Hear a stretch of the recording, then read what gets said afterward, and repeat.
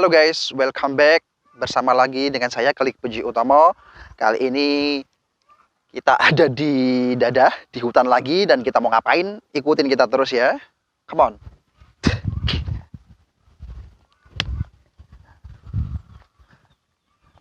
Kok nggak ada orang? Kita cari orangnya dulu ya. Nah, itu dia orangnya tuh. Halo Mas. Halo, ya.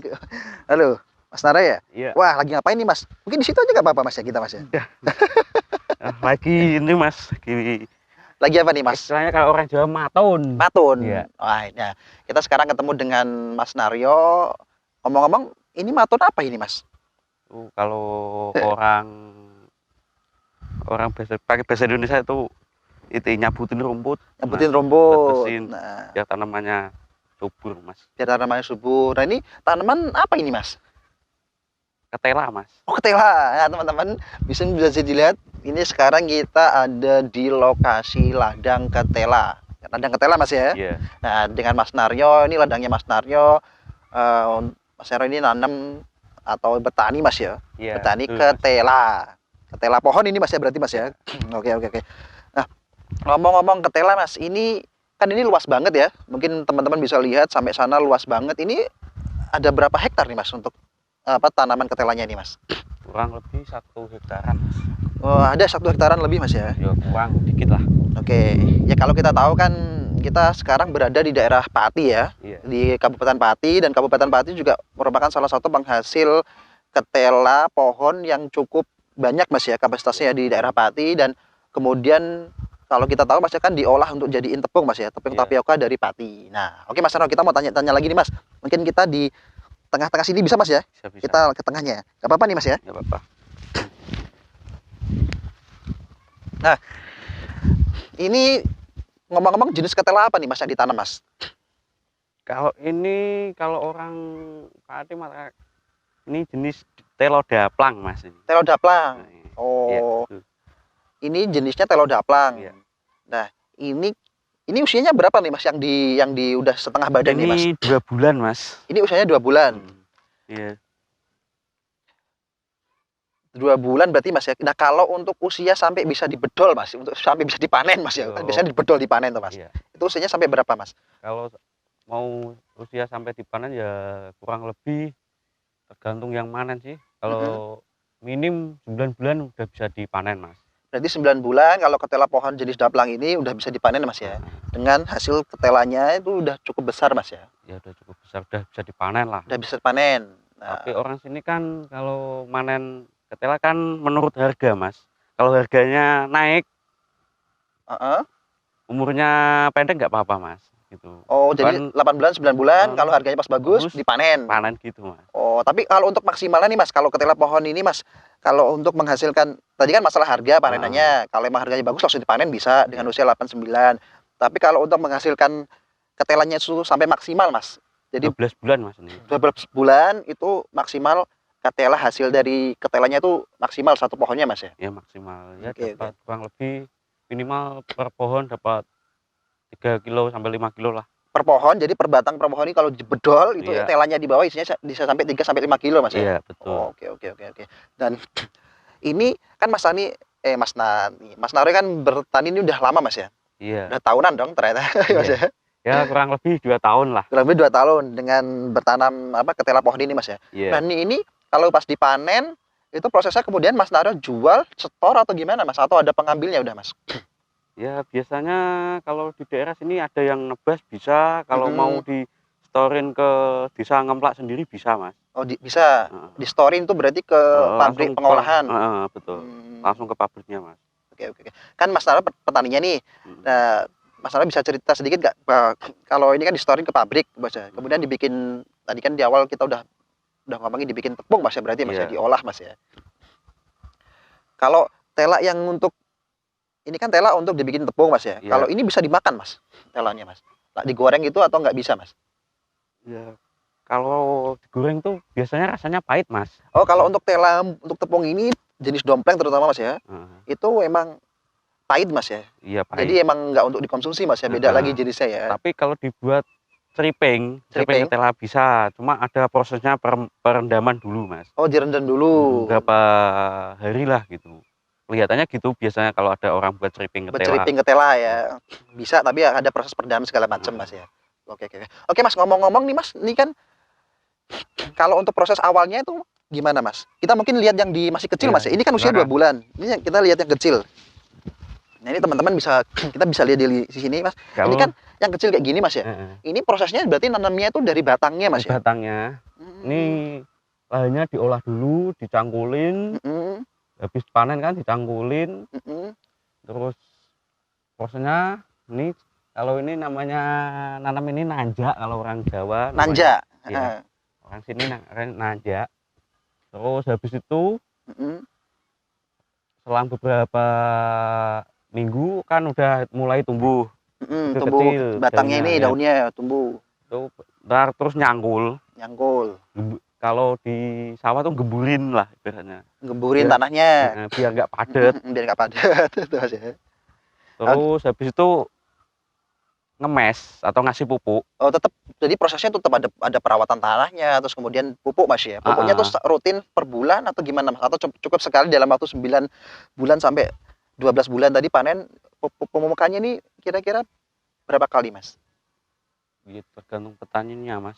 Kadang ada yang 2 kali, kadang ada yang 1 kali. Kalau hari ini kemungkinan banyak petani ketela yang ngasih pupuk 1 kali Mas. Soalnya gitu. pupuk mahal. Pupuk mahal, walaupun cuma dipupuk sekali tapi udah mumpuni Mas ya untuk menghasilkan Ya, bibit atau ketelanya tadi maksimal Mas ya. ya kurang lebih segitu Mas. Oke, oke, oke. Mungkin kita nanti lanjut Mas sambil eh, ya kita nanti sambil makan telo lah Mas ya. Iya. Nanti kita coba cerita masalah sekarang harganya berapa, Iya. terus penjualannya gimana, atau setiap itu terserap semua setiap panen diambil sama itu atau enggak gitu Mas ya. Iya. Nah, nanti kita tunggu, kita akan sambil makan ketela ya. Oke, nah Mas Naryo, ini Iya. kan kita sambil makan telo nih Mas ya. Mungkin aja Mas kita makan Mas ya. Iya. Kita cicipi sambil makan telo. Ngomongin harga ketela Mas sekarang Mas. Posisi sekarang tuh harga tela kalau jualnya tuh per kilo atau per gimana Mas? Atau per batang? Kilo Mas. Jualannya per kilo kalau ketela. Iya. Posisi sekarang harganya piro Mas? Kalau sekarang harga rata-rata itu sekitaran 1.150.000 itu per ton. 1.150 Per ton. per tonnya. Jadi kalau per kilonya sekarang sekitar 1.150-an Mas ya? Iya. Nah, dengan harga segitu itu harganya itu gimana Mas? Apakah itu bagus atau posisi sekarang harga 1.150 itu gimana Mas? Kalau Mas harus sebagai pelaku petani ketela ini. Kalau sekarang ya harganya hancur-hancuran. Oh, berarti harga sekarang lagi hancur-hancur ya Mas ya? Iya. Kalau paling terendah tuh bisa berapa sih Mas harga ketela itu Mas? Rendah dulu, kalau dulu tahun-tahun dulu ya Mas. Dulu itu mentok ya harga sampai 1.000, cuma enggak kayak gini. Ini kan lama Mas.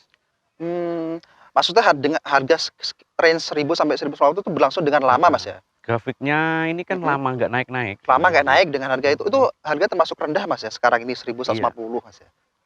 Kalau maksimalnya itu bisa berapa Mas? Kalau petani sebagai Mas Sarah sebagai petani dan teman-teman yang lain itu manen lah Mas, manen duit itu loh Mas. Dengan harga bagus tuh sampai berapa Mas pernah Mas? Kalau harga bagus dulu nyampe 2.500, 2.700 per kilo. Wow, pernah itu Mas? Pernah. 2.500 sampai 2.700 itu harga paling bagus selama Mas Nara menjalani petani ketela ini Mas ya? Iya. Nah, tadi balik lagi Mas dengan harga 1.000 atau 1.150 ini kan per kilonya. Itu cocok nggak sih Mas maksudnya Mas? Iya. Ya kalau melihara 1 hektar ini kan banyak kan mungkin duitnya walaupun itu bisa dihitung kan Mas? Iya, Kalau ya gini Mas. Gimana? Kalau dengan harga sekarang ya paling ada lebihnya sedikit Mas. Soalnya buat ongkosnya habis dipanen itu habis banyak juga Mas. Habis banyak. Ya. Karena butuh kalau panen itu butuh truk mungkin Mas ya, pengangkut, terus butuh kulinya juga untuk ngangkutin gitu Mas ya. Berarti dengan 1.000 atau 1.150 ini ada tapi masih sisa sedikit Mas ya? Iya, terus ntar buat ongkos ini nanam lagi, nyangkul lagi gitu Mas ya. Oh, mengolah lahannya lagi. Ya ternyata teman-teman posisi sekarang tuh harganya sekitar 1.000 sampai 1.150 Mas ya per kilonya. Itu jualnya Mas Naryo sebagai petani Mas ya. Dan harga itu ya ternyata minim Mas ya untuk pendapatannya. Walaupun masih ada lah Mas sedikit Mas ya. Kalau 2.500 duitnya banyak. Sekali panen puluhan hektar puluhan itu bisa beli mobil Mas ya. Iya. Kalau yang punya puluhan hektar Mas. Yang punya puluhan itu beli mobil Mas ya. Kalau Iya. tapi sekarang dengan harga segitu berarti semua petani yang punya sedikit maupun banyak hektarnya itu mengalami hal yang sama Mas ya. Iya. Ternyata Sama emang Mas Bram. dan Soalnya kan pupuk kan juga langka Mas, harganya juga mahal. Kan mm, nambahin beban untuk Nambi- petani. untuk petaninya Iya. karena kan emang butuh pupuk segala macam Mas ya. Iya. Oke oke oke oke. Dan kalau untuk masa bertanam ini kan tadi kan kita udah tahu Mas ya 9 sampai 12 bulan bisa dipanen. Mm-mm. Masa untuk lahan singkong atau ketela ini Mas bisa ditanamin terus sepanjang tahun atau gimana Mas? Atau butuh proses musim Mas? Kalau bagus ya musim, mau perubahan musim. Perubahan musim. Kan nanam Mm-mm. terus Kita sambil cicipin ya teman-teman. terus kadang-kadang kan udah ada hujan itu Udah. bagus Mas. Udah. Berarti sepanjang tahun tuh sebenarnya bisa Mas ya Bisa. untuk menanam ketela ini Mas ya. Bisa. Oke oke oke oke. Tapi kalau kemarau panjang biasanya kan ada musim kemarau panjang Mas. Mm-mm. Banyak yang mati. Satu kalau orang saya petani singkong tuh banyak yang mati terus nyulami banggale iki disulami Mas. Oh, jadi si Sulami ya yang mati Mm-mm. sebagai yang baru gitu Mas ya. Iya, gitu. Oh, berarti emang paling bagus tuh ya Mas pas ada air Mas ya Iya. untuk penanaman ketela ini. Mm-mm. Karena kalau musim kemarau banyak yang mati busuk Mas ya mungkin Mas ya. Iya. Oke oke oke. Kalau untuk ini Mas Aryo, untuk penjualan tuh nggak ada masalah toh? Mas Ya ya? ada. Pabrik-pabrik ataupun pengepul tetap siap mengambil Mas ya, walaupun dengan Siap. harga yang pasaran tadi gitu Mas ya. Mm-mm. Jadi nggak Iya. teman-teman nggak sampai ngimbu ketelanya sampai busuk nggak Mas? Enggak. Pasti keserap Mas ya. Iya. Di pabrik-pabrik yang ada di daerah Pati ini Mas ya. Iya. Oke, oke. Berapapun masih tetap Kalau secara pemeliharaan itu sebenarnya nggak terlalu rumit Mas ya. ya dibilang rumit ya nggak rumit, dibilang nggak rumit ya Rumit Mas. gitu Mas ya. Iya. Ya kalau Soalnya mau kan- ngerasain ya dilakuin sendiri Mas ya. Iya. Soalnya gini, kalau udah Hmm. segini ini kan waktunya untuk ini Mas nyabutin rumputnya. Kalau ini maton gitu kan. Oh gitu Mas ya. Jadi biar hama-hamanya rumputnya biar Heeh. hilang Mas, biar pertumbuhannya bagus gitu Mas. Tadi berarti emang harga yang paling bermasalah sekarang Mas ya, karena harga paling Iya. rendah ini ya, lagi rendah-rendahnya. Ya, oke Mas, terima kasih Mas Naryo udah berbagi sama kita tentang bertanam ketela ini dan ternyata sekarang ya harganya kondisinya lagi jelek Mas ya. Iya. Semoga nanti ke depan harganya cepat pulih Mas. Iya. Jadi untungnya lebih besar lagi Mas ya. Iya, Gitu. Makasih Mas Naryo udah sharing sama kita. Semoga bermanfaat bagi yang lain dan kita doakan semoga harganya cepat pulih. Gitu Mas Naryo, terima kasih. Itu teman-teman, hari ini kita sedikit mengupas tentang bertanam ketela pohon yang di Pati ini memang cukup banyak petani untuk ketela pohon karena Pati merupakan daerah juga yang terkenal dengan tepung tapiokanya. Jadi banyak lahan yang bisa dimanfaatkan untuk bertanam ketela pohon. Semoga bermanfaat bagi teman-teman yang lain. Terima kasih, ketemu dengan saya di lain kesempatan dan di lain pembahasan. Terima kasih.